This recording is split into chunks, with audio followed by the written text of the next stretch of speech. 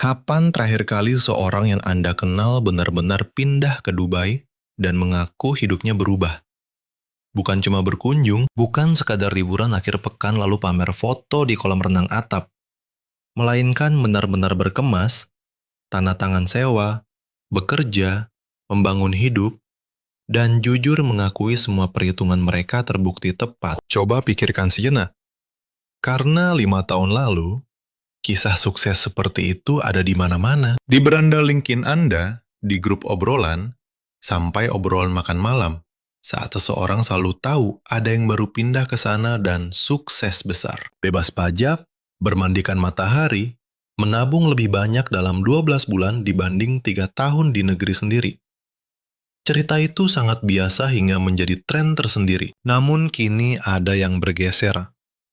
Kisahnya masih sering terdengar, tapi nadanya kini mulai terasa berbeda. Ada lebih banyak keraguan, jeda panjang, dan kesan kuat bahwa si pencerita sebenarnya sedang meyakinkan dirinya sendiri.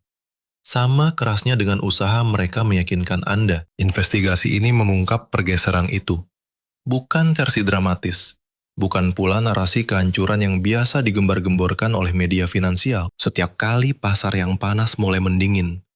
Melainkan kisah yang lebih lambat, jujur, dan penting secara struktural tentang runtuhnya identitas kota yang dibangun di atas sebuah janji. Dan kini janji tersebut mulai retak di berbagai sudut. Dubai memang tidak mati, tetapi mimpi tentang Dubai, mimpi spesifik yang memikat imajinasi jutaan profesional, investor, serta keluarga. Selama 1 dekade terakhir, mimpi itu perlahan, diam-diam, dan secara nyata kini mulai berubah wujud. Untuk memahami situasi saat ini, kita harus menengok kembali tawaran awal mereka. Dan kita perlu mengakuinya dengan rasa hormat karena tawaran itu memang luar biasa. Dubai menjual sesuatu yang hampir tidak bisa ditawarkan oleh kota lain manapun di dunia dalam skala sebesar ini. Mereka menjual paket lengkap tanpa pajak penghasilan untuk gaji yang standarnya sudah bersaing secara global. Pasar properti yang terjangkau dibanding London atau Singapura. Sekaligus melonjak cepat untuk melipat gandakan kekayaan dalam sekejap. Infrastruktur gaya hidup mewah, pusat perbelanjaan, restoran, pantai, hingga sekolah internasional yang menyamai atau bahkan melampaui standar terbaik di kawasan termahal negara-negara barat. Namun dengan biaya jauh lebih murah berkat keuntungan bebas pajak tersebut. Di balik itu semua, mereka menawarkan kepastian, keamanan, dan stabilitas politik di wilayah yang kerap dicap tidak stabil. Dubai menjual konsep rekening bank Swiss yang bisa ditinggali. Itulah produk aslinya. Bukan Burj Khalifa, bukan pula wahana ski dalam ruangan. Produknya adalah keyakinan bahwa perhitungan finansial itu berhasil, akan terus menguntungkan, dan aturan mainnya tidak akan diubah di tengah jalan saat kita sedang bertaruh. Selama hampir 1 dekade sejak pemulihan pasca 2008 hingga lonjakan pasca pandemi, tawaran itu terbukti sukses. Dan angka-angkanya sangat mencengangkan. Populasi Dubai melonjak dari sekitar 2 juta jiwa pada 2010 menjadi lebih dari 4 juta pada 2025. Berlipat ganda dalam 15 tahun, murni karena migrasi sukarela. Orang-orang memilih dengan tindakan nyata mereka. Dan untuk waktu yang lama, pilihan itu sangat mutlak. Namun, inilah fakta pertama yang tidak akan pernah dicantumkan oleh Dinas Pariwisata atau investasi dalam brosur mereka. Keretakan janji manis ini tidak dimulai dari satu peristiwa besar. Semua berawal dari aritmetika dasar. Mari kita bedah data ini secara akurat, karena kejujuran angka adalah satu-satunya cara mengungkap kebenaran kisah ini. Berdasarkan survei biaya hidup Mercer pada Juni 2025, Dubai kini bertengger sebagai kota termahal ke-15 di dunia, dan menjadi yang termahal di seluruh Timur Tengah. Peringkat itu sendiri bukanlah masalah utamanya. Masalah sebenarnya adalah data lain yang menyertainya. Cooper Fitch, lembaga perekrutan di Dubai yang menyurvei para pemimpin dari 1.000 lebih organisasi dalam Panduan Gaji Uni Emirat Arab 2025, memproyeksikan bahwa rata-rata kenaikan gaji bersih di Emirat adalah 0% pada 2025. Meskipun pertumbuhan produk domestik bruto diperkirakan mencapai 5%. 0. bukan kenaikan kecil, bukan di bawah inflasi.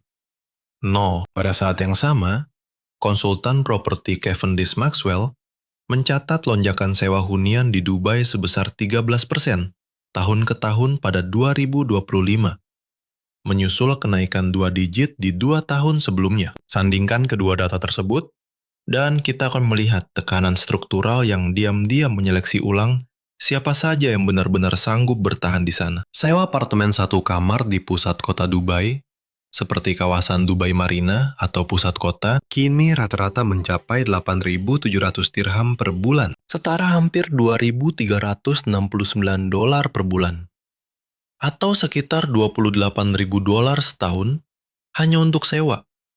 Belum termasuk utilitas dan belanja harian, belum lagi asuransi kesehatan wajib, berkisar antara 3.000 hingga 7.000 dirham per tahun untuk paket standar. Ditambah biaya sekolah yang dapat menyentuh 150.000 dirham setahun bagi keluarga dengan anak-anak di sekolah kurikulum internasional. Hasnain Malik, Direktur Pelaksana Strategi Ekuitas Pasar Berkembang di Lembaga Penyedia Data Global Telimer, menyatakan dengan tegas pada akhir 2024 bahwa merosotnya keterjangkauan biaya hidup menjadi ancaman nyata bagi pertumbuhan populasi jangka menengah di Dubai. Itu bukan sekadar opini liar, itu adalah pernyataan analis senior dari lembaga data besar yang menggambarkan retakan fatal pada fondasi mimpi emas tersebut. Bahkan Rizwan Taher, Profesor Manajemen Global di Rochester Institute of Technology Dubai, berbicara lebih belak-belakan kepada Business Insider bahwa kesenjangan antara lonjakan biaya hidup dan mandeknya gaji menciptakan tantangan finansial yang sangat serius bagi para ekspatriat. Mereka bukan pengamat luar yang sinis. Mereka adalah orang-orang yang hidup di dalam sistem itu sendiri. Disinilah bagian yang membuat investigasi ini rumit. Sesuatu yang dilewatkan oleh narasi kehancuran instan. Dan disinilah kita dituntut untuk jeli menganalisisnya. Tekanan ini tidak merata, tidak akan pernah sama. Dubai pada 2026 bukanlah satu pasar tunggal, satu bursa kerja, atau satu realitas sosial belaka. Kota ini setidaknya terbagi menjadi 3 wajah berbeda yang saling tumpang tindih. Dan pertanyaan apakah mimpi besar itu sedang sekarat, sepenuhnya bergantung pada sudut kota mana yang sedang kita selidiki saat ini. Bagi kaum superkaya, pengelola aset keluarga, hingga miliarder, golongan pembeli yang memborong lebih dari 590 rumah, berharga di atas 20 juta dirham. Hanya di kuartal pertama 2025 saja, Dubai tetap menjadi tempat paling masuk akal untuk memarkir modal dan menetap. Hasil sewa kotor rata-rata 6,76% tanpa pajak penghasilan, keuntungan modal, atau warisan. Di wilayah politik yang stabil, bermata uang patokan dolar, dan berinfrastruktur kelas dunia. Bagi kelas ini, krisis biaya hidup hanyalah angin lalu. Mereka sama sekali tidak terpengaruh dan memang tidak akan pernah. Namun bagi kelas menengah profesional, para insinyur ekspatriat, direktur pemasaran, hingga profesional keuangan tingkat menengah, para guru di sekolah internasional, kelompok yang mendominasi gelombang migrasi pasca pandemi ke Dubai, hitungan matematisnya kini berbalik. Fiona Robson dari Heriot-Watt University Dubai mencatat bahwa stagnasi gaji membuktikan pemberi kerja tidak perlu lagi menawarkan kompensasi premium, karena pasar sudah dibanjiri oleh kandidat yang siap bekerja dengan upah standar. Dengan kata lain, kesuksesan Dubai menarik talenta asing, secara paradoks, justru mulai mengikis alasan finansial mereka untuk bertahan. Sebuah survei tenaga kerja mengungkap hampir 70% karyawan di Uni Emirat Arab melaporkan lonjakan biaya hidup melesat melampaui gaji mereka, dan 2/3 dari mereka serius mempertimbangkan untuk mengundurkan diri dalam waktu 3 bulan. 2/3. Dan mari kita buka lapisan ketiga, sisi gelap yang tidak pernah dipajang di brosur investasi atau iklan wisata, yaitu 8,7 juta pekerja migran yang mencakup 80% populasi negara ini, menurut data Organisasi Perburuhan Internasional. Para kuli bangunan yang mendirikan gedung pencakar langit bagi para investor, hingga staf hotel yang melayani para turis kelas atas, dan para asisten rumah tangga di villa milik ekspatriat, yang majikannya sendiri mulai tercekik biaya hidup. Mereka kerap datang setelah membayar biaya agen ilegal, menjebak mereka dalam lingkaran utang bahkan sebelum menerima gaji pertama. Kasus ini diungkap oleh Human Rights Watch dan Equidem dalam investigasi panjang, mulai dari proyek konstruksi hingga proyek energi terbarukan tahun 2024. Mereka dipaksa bekerja di suhu ekstrim 42 derajat Celcius, bahkan di saat aturan hukum melarang aktivitas luar ruangan. Mimpi kemegahan Dubai bukan milik mereka, namun merekalah yang membangun mimpi itu setiap hari. Disinilah kita harus menggali lebih dalam, bukan hanya melihat biaya hidup, melainkan mendeteksi retakan di pasar properti itu sendiri. Karena sektor properti Dubai tahun 2026 menyimpan bom waktu struktural yang baru sekarang disadari media keuangan dunia. Pada Mei 2025, lembaga pemeringkat kredit Fitch Ratings memprediksi adanya koreksi harga hingga 15% pada pasar properti residensial Dubai hingga akhir tahun 2026. Menariknya, pemicunya bukanlah krisis keuangan atau guncangan politik global. Penyebab utamanya adalah banjir pasokan. Moody's mencatat 150.000 rumah baru akan membanjiri pasar sepanjang 2025 hingga 2027, setara dengan 20% dari total hunian yang ada saat ini, hanya dalam 2 tahun. Namun, prediksi Fitch jauh lebih ekstrim. Mereka memperkirakan ada 250.000 unit baru, dengan 120.000 unit siap serah terima di tahun 2026 saja. Artinya, pasokan rumah baru melonjak 16% per tahun, sedangkan pertumbuhan populasi penduduknya hanya berkisar di angka 5%. Selisih 11% ini dinilai tidak berkelanjutan. Dan segmen apartemen kelas menengah adalah yang paling rentan hancur. Kawasan padat seperti Jumeirah Village Circle akan dibanjiri 25.000 unit apartemen baru pada 2027, dan kini mereka dibayangi lonjakan unit kosong serta kejatuhan harga. Analis senior Fitch, Anton Lopatin, menegaskan bahwa banjir pasokan ini akan menghantam harga jual dan tarif sewa. Ingat, ini bukan sekadar opini blogger, melainkan data Fitch. Padahal, peringatan keras ini dirilis bahkan sebelum memperhitungkan potensi guncangan eksternal terhadap permintaan pasar. Mimpi indah yang dijual dan yang sangat terdik oleh Dubai sebenarnya tidak pernah seragam. Itu adalah tumpukan janji manis di bawah satu kemasan, yang kini mulai retak. Namun, retakan ini bukanlah inti misterinya. Kenyataan pahitnya adalah, kerapuhan sistemik ini selalu ada. Terlihat jelas bagi siapapun yang berani menatap balik kemegahan gedung pencakar langitnya. Titik rapuh pertama adalah apa yang diungkap oleh Fitch. Pasar properti Dubai bertumpu pada pembangunan tiada henti demi memicu permintaan abadi. Padahal itu membutuhkan gelombang imigran kaya yang tiada habisnya. Ketika jumlah pencari kerja menumpuk lebih cepat daripada kemampuan pasar memberi gaji tinggi, skema ini mulai goyah. Berbeda dari London, New York, atau Singapura, tempat mayoritas warganya memiliki ikatan emosional dan keturunan yang kuat, memiliki akar karir, jaringan keluarga, serta komunitas yang membuat keputusan untuk pindah menjadi sangat berat. Penduduk Dubai didominasi oleh pendatang yang bisa datang dan pergi sesuka hati kapan saja. Data resmi mengungkap 87% penduduknya bukan warga negara setempat. Dan ini bukanlah sebuah kecelakaan sistem. Ini adalah strategi ekonomi yang disengaja.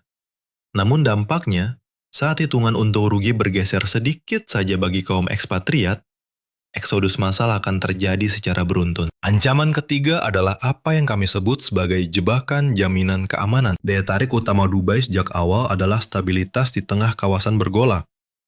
Menjual rasa aman dan kepastian hidup layaknya sebuah komoditas. Keistimewaan itu tentu ada harganya. Dan sejarah mencatat bahwa orang-orang selalu bersedia membayarnya. Namun, nilai premium yang sudah telanjur menyatu dalam biaya sewa, harga properti, hingga ekspektasi gaji hanya akan bertahan selama aset utama serta persepsi tentang keamanan dan kepastian itu tetap utuh. Titik lemah keempat, yang jarang dibahas secara belak-belakan, adalah penyusutan drastis daya tarik wisata dan ekspatriat Dubai dalam satu jendela musim yang sangat sempit. Bulan-bulan musim panas dari sekitar Juni hingga September praktis melumpuhkan sebagian besar aktivitas luar ruangan di Dubai. Tingkat kekosongan pasar sewa diproyeksikan oleh Colliers akan memuncak pada Juli dan September 2026.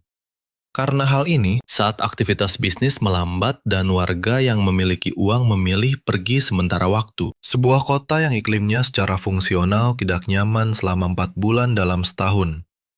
Menghadapi batasan struktural untuk menumbuhkan kehidupan budaya yang benar-benar organik. Dan kedalaman budaya inilah, mulai dari lingkungan yang organik, kehidupan jalanan, hingga institusi lokal yang bertahan dari siklus ekonomi, yang akhirnya mengunci identitas sebuah kota di benak orang-orang yang memilih tempat untuk menetap. Bahkan kepemimpinan dari Dewan Pariwisata Dubai sendiri, dalam berbagai kesempatan, mengakui bahwa kota ini perlu membangun apa yang mereka sebut sebagai jiwa. Artinya pengalaman yang terasa otentik, bukan buatan, serta berakar bukan sekedar dipajang.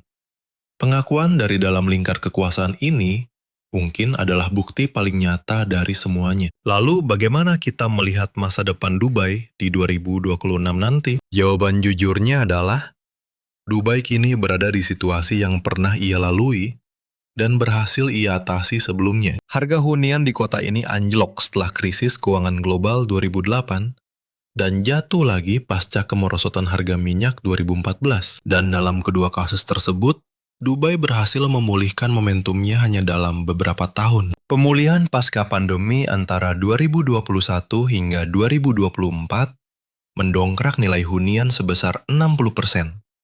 Lompatan yang tak pernah diduga analis manapun. Dan pemulihan itu nyata, tercatat, serta didorong oleh permintaan asli. Ketangguhan ini bukanlah sekedar fiksi pemasaran belaka. Ini adalah fakta sejarah. Dan mengabaikannya hanya akan membuat analisis kita menjadi tidak jujur. Perbedaan kali ini adalah kombinasi tekanan yang spesifik.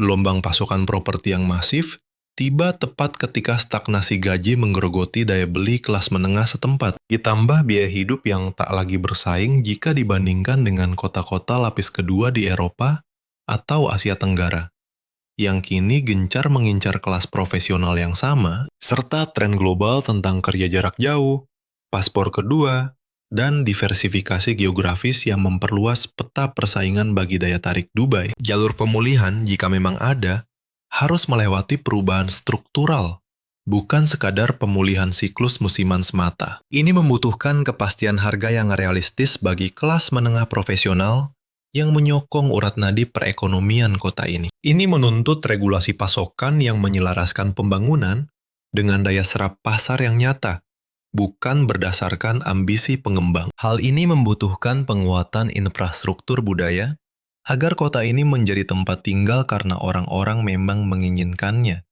bukan sekedar karena masa kontrak kerja mereka belum berakhir. Apakah perubahan itu akan terjadi? Masih menjadi tanda tanya besar. Sejarah membuktikan para pemimpin Dubai mampu mengambil intervensi kebijakan yang cepat dan tegas saat mendeteksi adanya ancaman struktural. Perluasan visa emas, izin kerja jarak jauh, reformasi aturan pasar tenaga kerja. Ini bukanlah langkah kecil. Itu adalah manuver strategis yang dieksekusi cepat. Pertanyaannya, apakah rendatan tekanan saat ini dianggap sebagai ancaman struktural yang nyata? Atau hanya sekedar siklus pendinginan biasa setelah masa kejayaan? Jawaban dari pertanyaan itu akan menentukan apakah Dubai di tahun 2030 tampak seperti mimpi yang dicari oleh 4 juta orang, atau sebuah kota yang lebih rumit, lebih terkotak-kotak, versi yang jauh lebih realistis tentang bagaimana rupa kota yang ambisius di abad ini sebenarnya. Jika Anda pernah tinggal di Dubai, atau sedang menimbang untuk pindah ke sana, saya benar-benar ingin tahu, apakah kalkulasi hidup Anda kini telah berubah? Bukan sekadar asumsi, melainkan fakta yang nyata. Dan jika analisis mendalam seperti inilah yang Anda cari untuk mengungkap apa yang sebenarnya terjadi di balik megahnya kota-kota dunia, Anda tentu tahu harus berbuat apa.